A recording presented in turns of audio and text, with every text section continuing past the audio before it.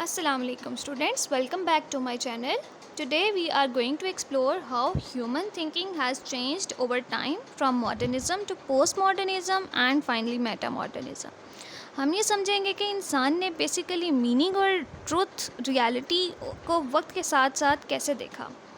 Okay, earlier people believe that the world has a clear meaning.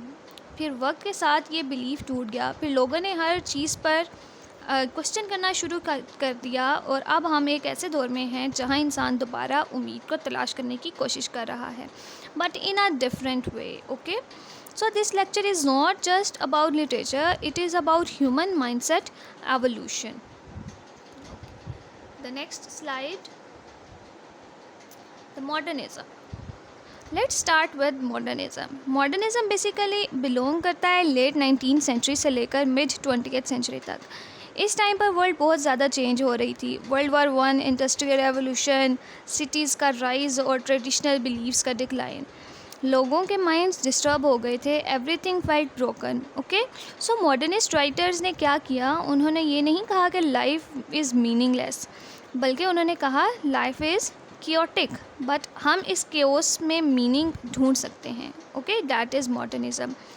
For example, you can look at the T.S. Eliot और Virginia Woolf जैसे writers ने अपनी writing में fragmented world show किया, लेकिन उस fragmentation के अंदर भी स्ट्रक्चर और मीनिंग क्रिएट करने की उन्होंने कोशिश की है. ठीक है, रियल लाइफ एग्जांपल्स लें तो अर्ली स्काई स्क्रैपर्स और आईफिल टावर, ये सब ह्यूमन कॉन्फिडेंस को शो करते हैं कि we can organise the world through science and progress.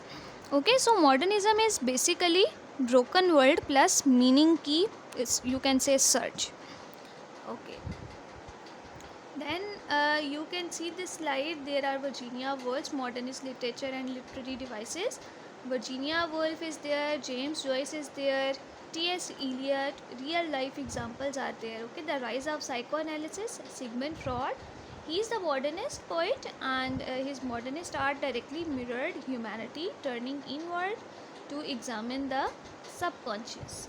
Okay, so let's come to the post modernism. ये एरा मोस्टली वर्ल्ड वॉर 2 के बाद स्टार्ट होता है. इस वक्त दुनिया ने इतनी ट्रेजिडीज़ देखी, holocaust wars, destruction, that people lost trust in absolute truth. Okay, फिर इंटेलेक्चुअल्स ने कहा these are the key philosophical pillars. Okay, फिर इंटेलेक्चुअल्स ने क्या कहा, there is no single truth, everything is relative. This is post modernism.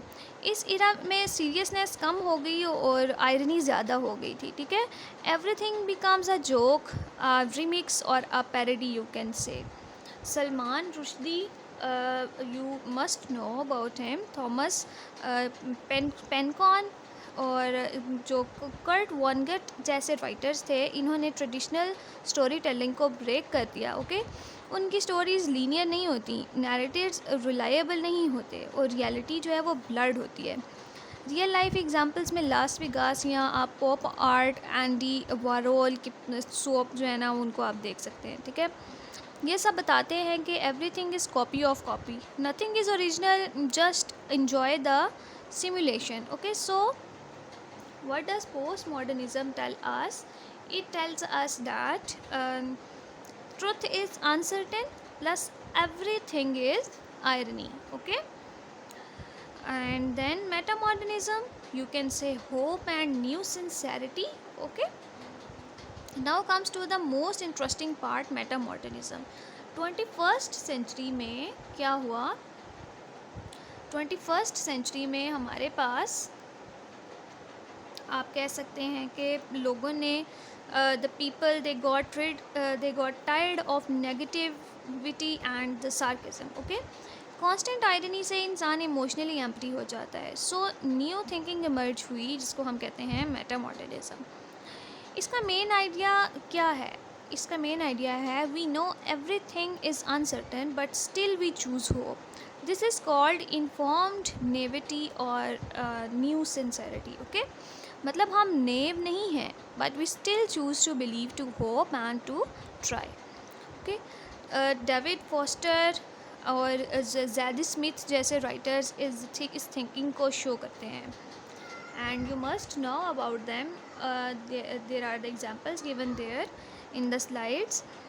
They know world complicated है, but still they talk about love, connection and human emotions sincerely. Okay, real life examples में अगर आप देखें तो हम internet memes को आप इस वक्त देखें, मीम्स फनी भी होते हैं, सार्केस्टिक भी, बट उनके थ्रू लोग अपनी रियल फीलिंग्स एक्सप्रेस करते हैं, लाइक लॉनलीनेस, एंजाइटी और relationship.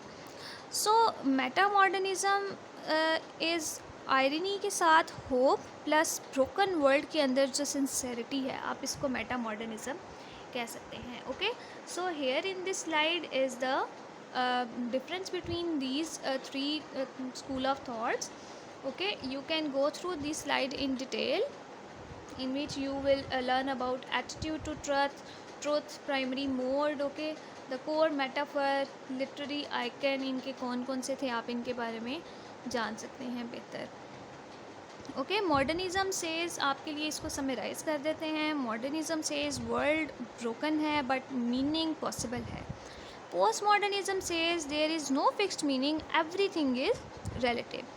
And meta modernism says meaning fragile है बट फिर भी हम उसे क्रिएट करते हैं. Okay, so overall this journey of these thoughts, this shows how human thinking evolved from certainty to confusion and finally to balanced hope. Okay, this topic is not just academic, it helps us understand ourselves.